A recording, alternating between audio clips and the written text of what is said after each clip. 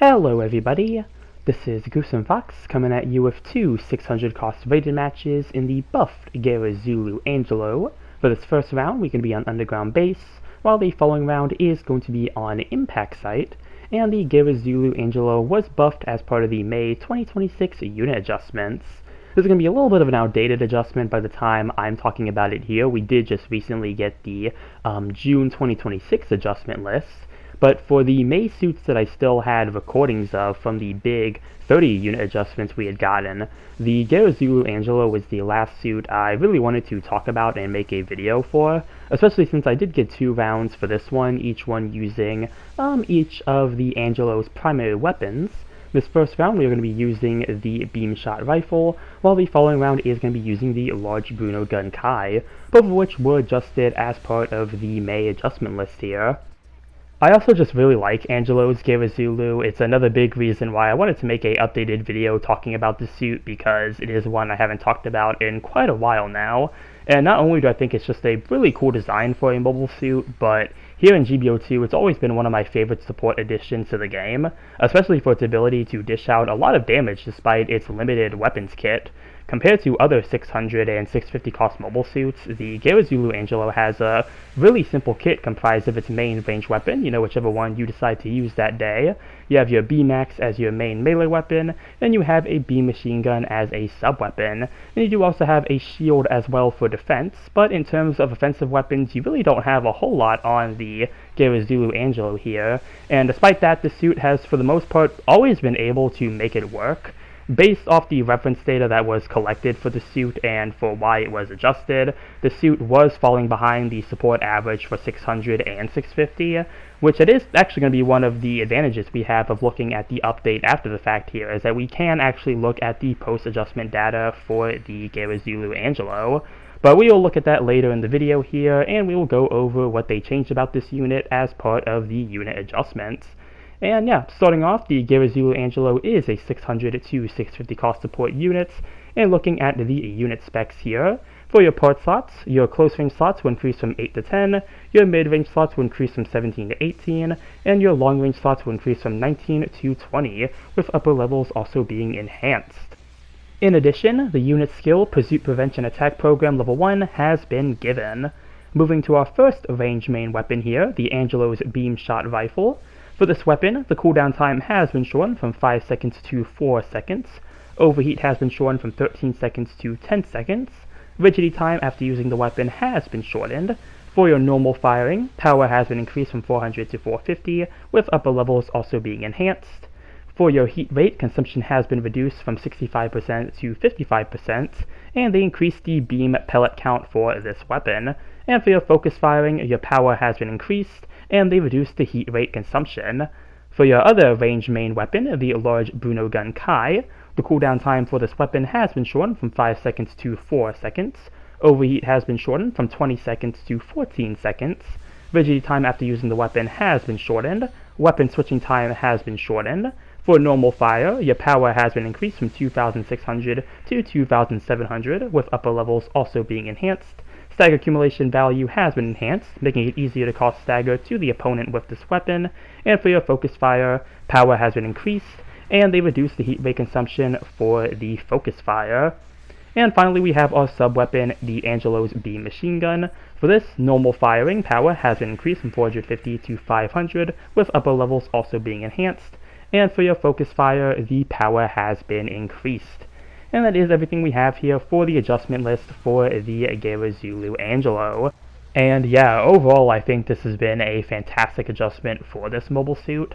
I don't have anything in terms of complaints or anything else I would have liked to see get added on the Geara Zulu Angelo. I think what they did for this adjustment here was highly beneficial for this unit. And looking at the aim on the website, it does seem like the primary concerns of the developers were to increase the damage dealt by this unit, and to create more opportunities for this unit to attack the enemy. And based off the matches I have gotten and the post-adjustment data that we have listed here, I do think they definitely succeeded in hitting both of those marks, especially when it comes to the damage dealt. as I mentioned earlier, the Geara Zulu Angelo was performing below the support average at both 600 and 650. Now with the post-adjustment data, its damage dealt is actually slightly above the support average. Not anywhere where I think it is to be of concern. I think it's a really good space for this unit to be in. And its win rate and rival win rate have also both improved from where they were before. They actually do list for the 650 though at level 2 that the adjustment is actually slightly under their expectation, and I think a big part of that for the level 2 version is the win rate and the rival win rate. The damage dealt is still slightly above the support average, not as much as it is at 600, but for 650, the win rate of this unit is 49.8 and the rival win rate is 47.4. And I believe the developers usually like the win rates to be in like the 50 to 51 range, so I think that might be the main reason why the level 2 Geara Zulu Angelo is listed as being slightly under the expectation with its post-adjustment data. I do think it might mainly be because of that lower win rate, but even despite that, the damage dealt is still higher than the average support at 650, and overall its performance is just a lot better than where it was prior to the buff. So still overall, I would say the adjustment has been really good for the Geara Zulu Angelo. Maybe sometime in the future there could be some minor tweaks made to the level 2 version to kind of, help with that slightly lower win rate.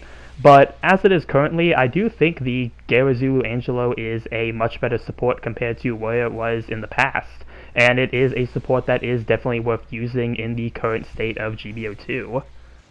Now, there is a big point that I really want to bring up with the May 2026 adjustments as a whole, especially as it relates to the support list and the higher cost supports. I will wait until the Impact Site match starts to get into that, so I don't have to stop myself reading the results of this round and then kind of like get back into it, kind of keep the flow of that segment there. So before I get into that, I'll just quickly go over some of the highlights that I really liked about the Geara Zulu Angelo adjustment here. That being the buffs made to both of the primary range weapons, the beam shot rifle and the large Bruno gun Kai. I think both of these weapons are really fantastic on the Geara Zulu Angelo. I don't think one is really better than the other. Really, I think a big part of it depends on like personal play style and which map you are on. For these instances here, for the 2 rounds I have, having the beam shot rifle on underground base is really useful because you do have that uncharged shotgun blast that can do a lot of damage, especially now since it can do more base damage and it does have more pellets. And for a map like Impact Site, which has more open space and more high areas to take advantage of, a weapon like the Bruno gun Kai can be really useful with its more precise fire, and the Jirobi charge that it gets can score you some really high damage results. So both of these weapons I think are really good. I like the adjustments they did for both of these, and I'm also glad that one weapon doesn't seem like it was more tuned than the other. Both of them seem to get a pretty even unit adjustment, so I really like what they did there. And again, really comes down to like what map you are and like personal preference for which one you want to use, which is always nice to have some versatility when it comes to optional weapons in GBO2. That's going to be timeout mission over for this first round here. Let's see how we did with the buffed Geara Zulu Angelo.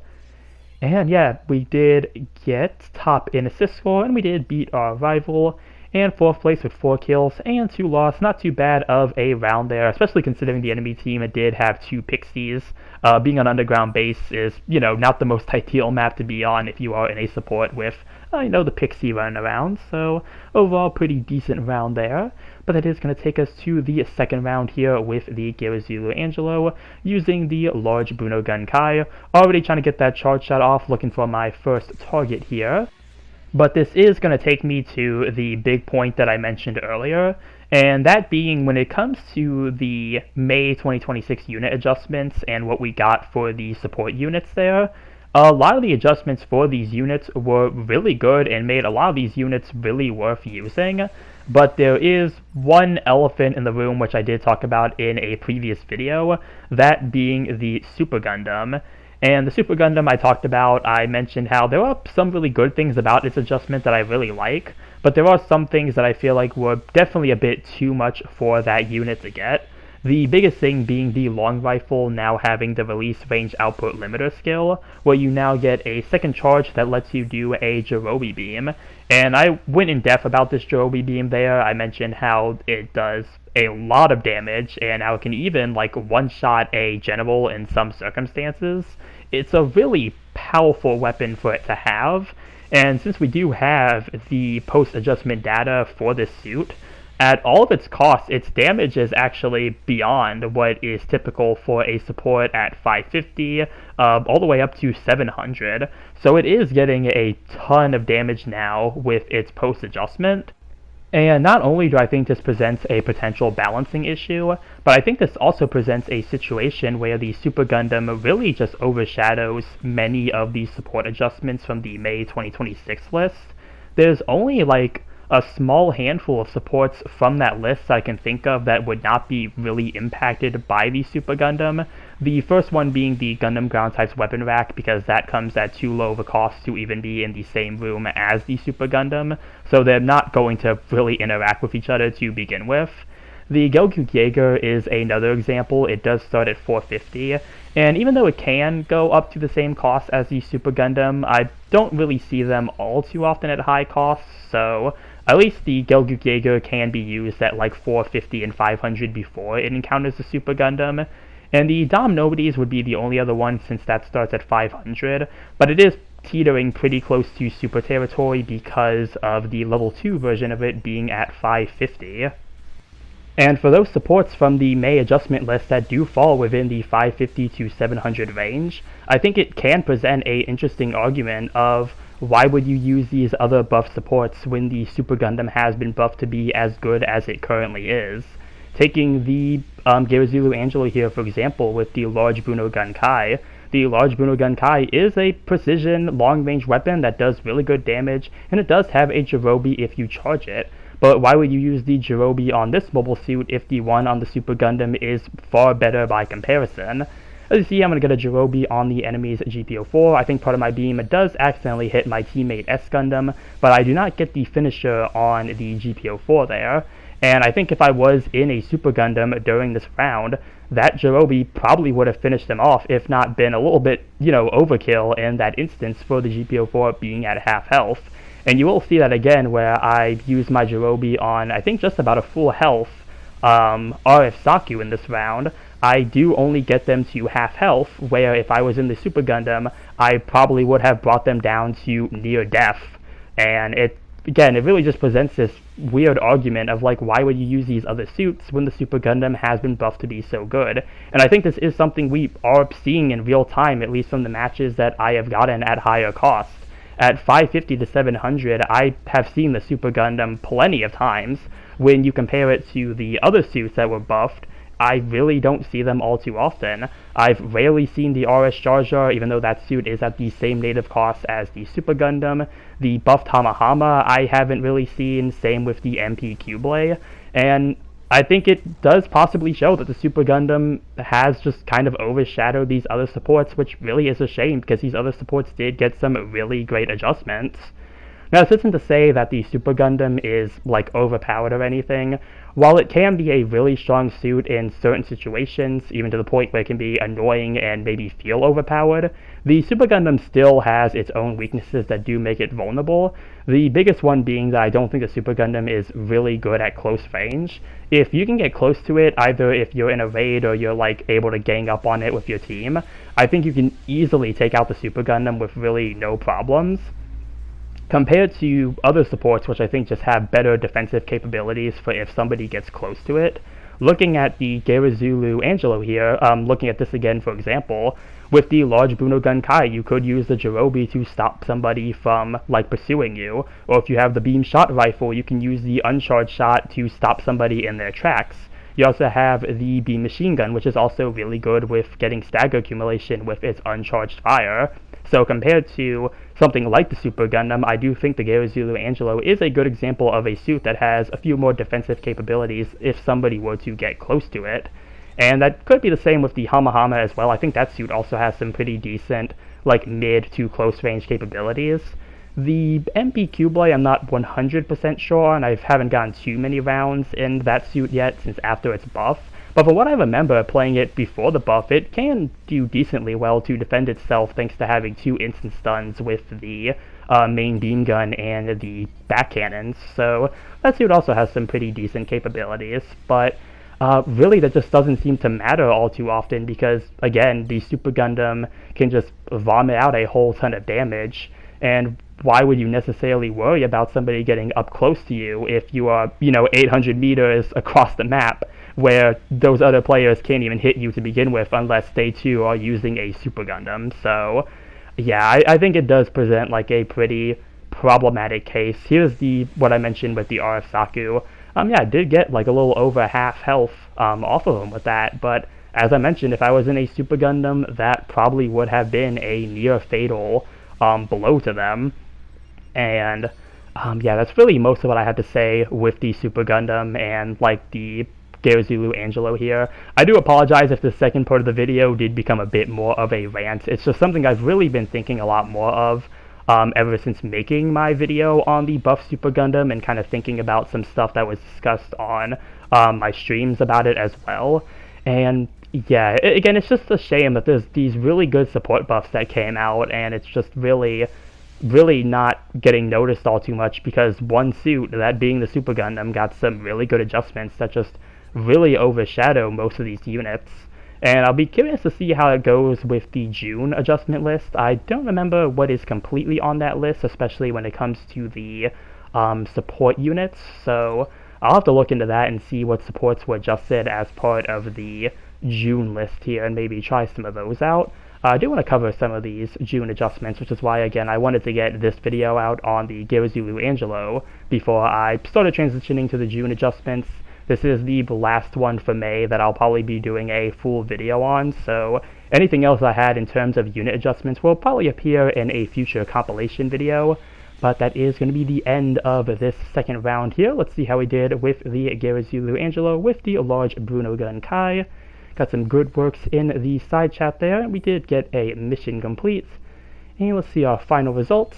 To get top individual, top assist, and top in damage. And first place with 6 kills and 1 loss. An amazing match there. Definitely much better compared to the first one I had in Underground Base. This match actually had no raids on the enemy team, so that probably played, really heavily into that there. But yeah, that's everything I have here for this video.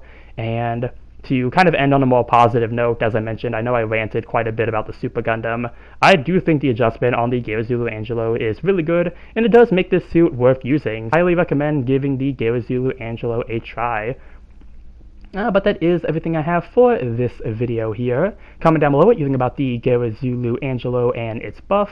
Remember to like and subscribe if you enjoyed the video. And if that's, I will see you all in the next one. Later.